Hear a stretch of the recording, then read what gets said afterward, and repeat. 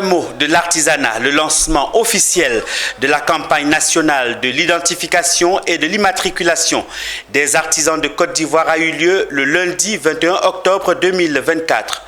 À l'instigation de la Chambre nationale des métiers de Côte d'Ivoire, cette campagne qui débute le 2 novembre 2024 a pour but de dénombrer les artisans de Côte d'Ivoire dans le but de les sortir de l'informel, nous disent nos reporters Philippe Zabo et Ézéchiel Seri. Les défis de la Chambre nationale des métiers de Côte d'Ivoire à l'endroit des artisans sont nombreux. Absence de protection sociale, conditions de travail précaires, instabilité et manque de droits, accès limité au financement, vulnérabilité économique entre autres.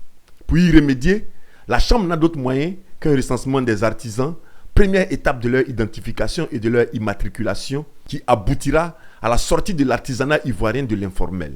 Tels sont les enjeux de la campagne de l'identification et de l'immatriculation des artisans lancée par la Chambre nationale des métiers de Côte d'Ivoire. Le 2, nous allons lancer officiellement l'identification et l'immatriculation des artisans de Côte d'Ivoire, conformément au code de l'artisanat, qui veut qu'on donne un statut aux artisans, afin de permettre de constituer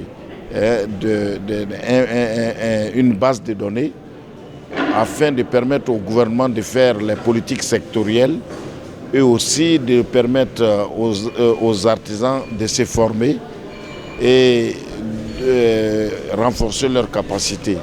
Donc ce que nous devons retenir ici, tous ceux qui pensent qu'ils ont le statut d'artisan doivent se conformer à la loi en allant s'immatriculer auprès de la Chambre nationale des métiers et dont nous allons déployer nos agents sur le terrain pour pouvoir faire ce travail.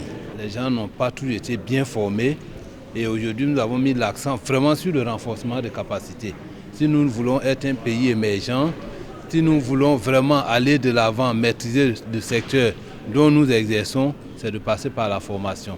Et là, aujourd'hui, nous avons beaucoup d'accent là-dessus avec l'AGFOP, avec l'école La Deuxième Chance, avec l'Académie des Talents, avec la VAE, avec tous les certificats, tous les tests. Aujourd'hui, nous avons mis l'accent sur la formation.